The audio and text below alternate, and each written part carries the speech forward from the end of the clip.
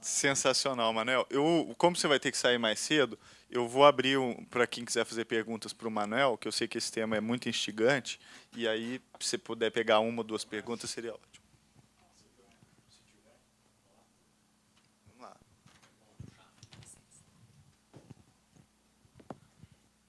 Tudo bom, Manuel? Você participando de tudo isso, estando próximo das universidades, uma das coisas que quem olha um pouco para esse mundo maker lá fora e compara com o que acontece aqui, um dos grandes catalisadores disso lá fora foram os crowdfundings e sites de Kickstarter. Quando a gente compara esses sites lá de fora com os sites daqui, a gente vê uma diferença muito radical, tanto em termos de capital quanto de ideias. Um site de Kickstarter brasileiro, no geral, tem muito projeto para lançar CD, para algum evento cultural, artístico, e não diminuindo a importância dessas coisas, mas tem muita pouca coisa que gera essa produção que tem até um impacto econômico maior, porque pode gerar uma futura empresa, uma cadeia produtiva, enfim.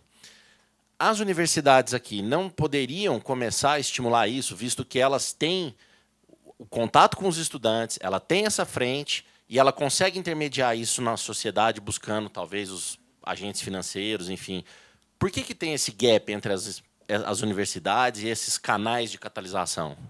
Eu acho que é uma coisa interessante aí. Primeiro que assim, os próprios sites que nasceram lá nos Estados Unidos, tipo Kickstarter nasceu para fundear projetos culturais. Essa que é legal. Os caras só perceberam o negócio de hardware e de outras coisas mais industriais, vamos dizer assim, depois.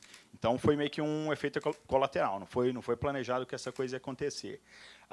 A cultura nos Estados Unidos de faça você mesmo é muito maior do que aqui. É comum, a gente vê até em filme, o cara vai lá pintar a casa dele. Isso está no sangue dos caras. Então, toda garagem é uma oficina. Existe uma questão cultural forte de fazer coisas um pouco mais sofisticadas à medida com que o cara tem acesso à tecnologia. As universidades aqui, faz um tempo que eu estou longe da academia. Quando meu orientador morreu, eu meio que não acabei meu mestrado, desisti.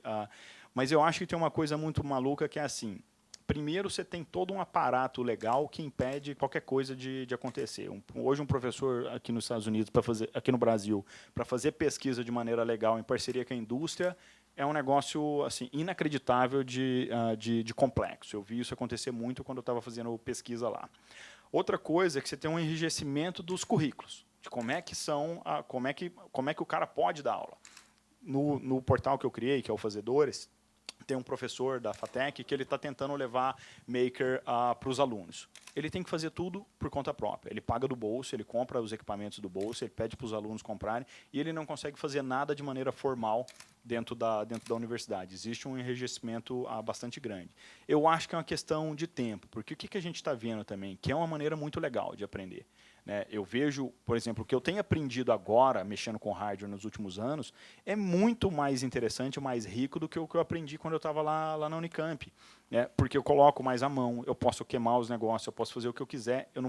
Quando você está na universidade, você vê aquele tanto de equipamento, mas você não pode usar aquilo de maneira criativa de maneira nenhuma. Você tem um programa que você tem que seguir, e isso eu acho bastante frustrante assim, para quem está trabalhando. Tanto que algumas coisas estão nascendo para resolver esse tipo de problema. Um exemplo legal é o Garoa Hacker Club, que tem aqui em São Paulo, não sei se vocês conhecem, é ali pertinho da Abril, é um hackerspace, ele é aberto para qualquer pessoa, qualquer pessoa pode chegar lá, não paga nada para usar o Garoa, desde que tenha um membro, que é uma pessoa que tem a chave para abrir, e lá eles têm um monte de equipamento, multímetro, osciloscópio, impressora 3D, a máquina de corte, etc. E como que nasceu o Garoa? O Garoa nasceu de um conjunto de alunos da USP que, achando muito chato de não poder fazer nada de interessante dentro da USP, resolveram, vamos criar um espaço, então, para a gente fazer isso. Então, eu vejo alguns espaços desse tipo começando a aparecer no Brasil, mas, de longe, a gente tem um monte de problema, desde acesso à tecnologia.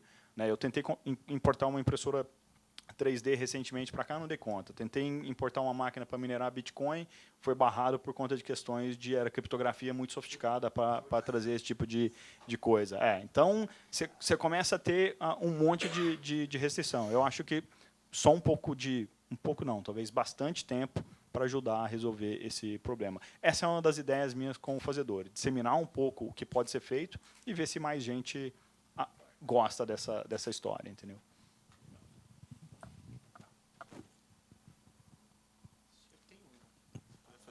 pergunta. Eu vi no começo da sua apresentação, e você não falou nada, tinha um mega fail ali no Singularity Institute ou alguma coisa. Systems.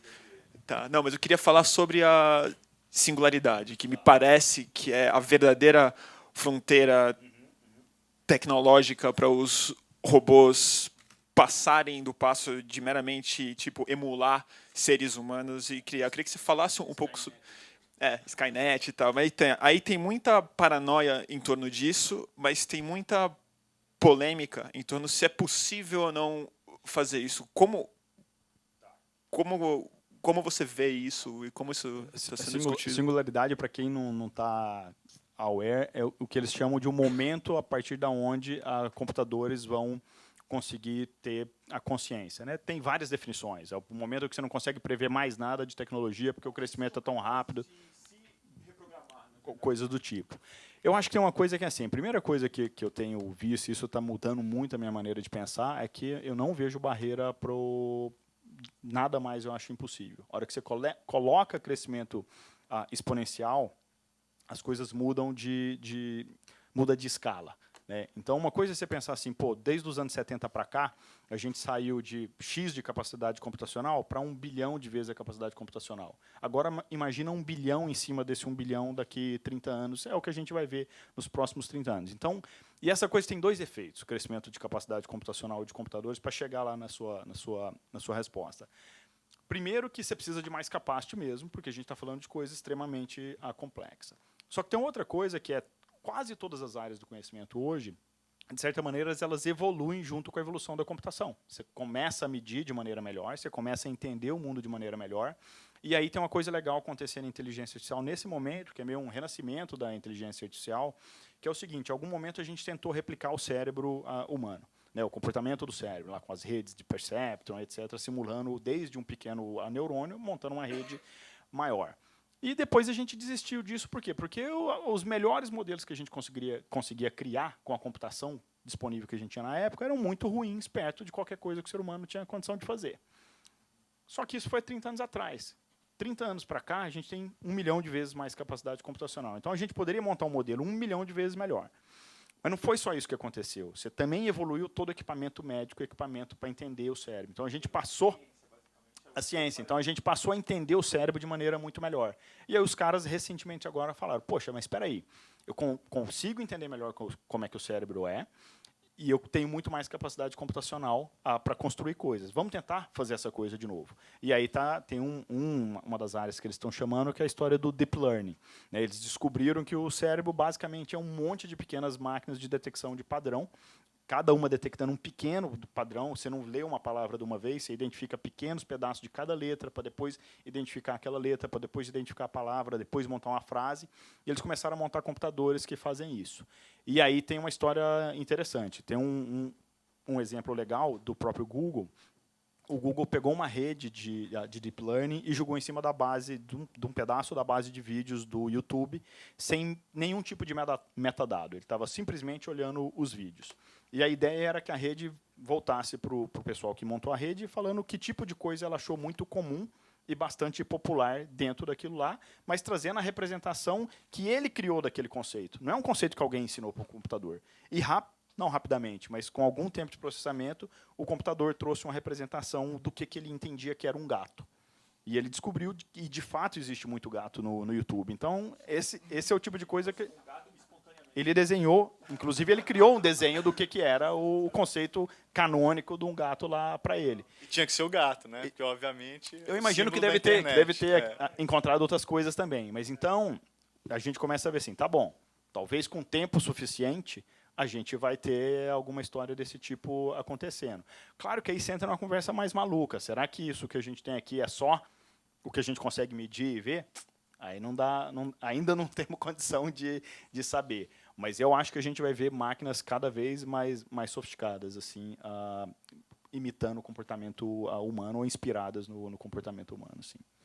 Manel, só fazer uma última pergunta, que é uma curiosidade minha, e dar um dado que, nessa onda de aquisições do Google que você falou, hoje o Google comprou a Skybox. Até o nome não podia ser melhor, né? Skybox, Skynet, que é a Skynet do Exterminador do Futuro, que é aquela rede que controla os androides e mata todos os humanos. E eles compraram uma empresa hoje que se chama Skybox, que é uma empresa de satélite que é feita para controlar os drones e para medir o Google Maps. Eles vão usar a rede da Skynet para controlar os drones aqui embaixo. Então, quer dizer, é a ficção antecipando a realidade. Mas a minha pergunta é sobre o negócio da computação quântica, porque isso que você falou é muito legal, de que quando se aumenta muito a capacidade computacional, a mudança quantitativa geraria uma mudança qualitativa.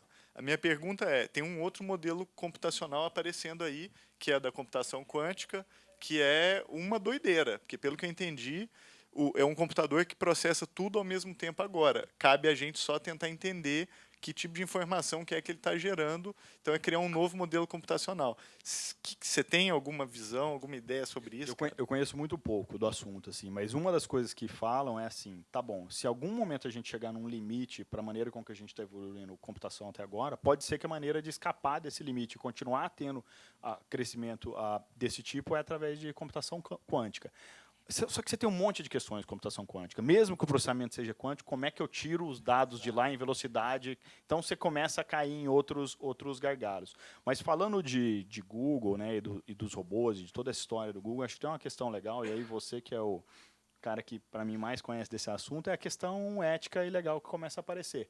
Né, a partir do momento que você está num carro que guia sozinho, e esse carro tem consciência de tudo que está acontecendo em volta dele, ele começa a tomar decisões com base em algum modelo matemático, e ele pode chegar em decisões do tipo, tá bom, eu estou seguindo aqui nessa estrada, eu previ que eu tenho uma situação de acidente, eu tenho uma situação que é, se eu fizer esse movimento, eu mato 2 pessoas, se eu fizer esse outro, eu mato só uma. Que decisão que o computador tem que tomar? Enquanto você não é com você, talvez fique até mais fácil. Fala, mata um só que está mais fácil. Tá bom, só que agora a situação é mais fácil de colocar ela em jogo.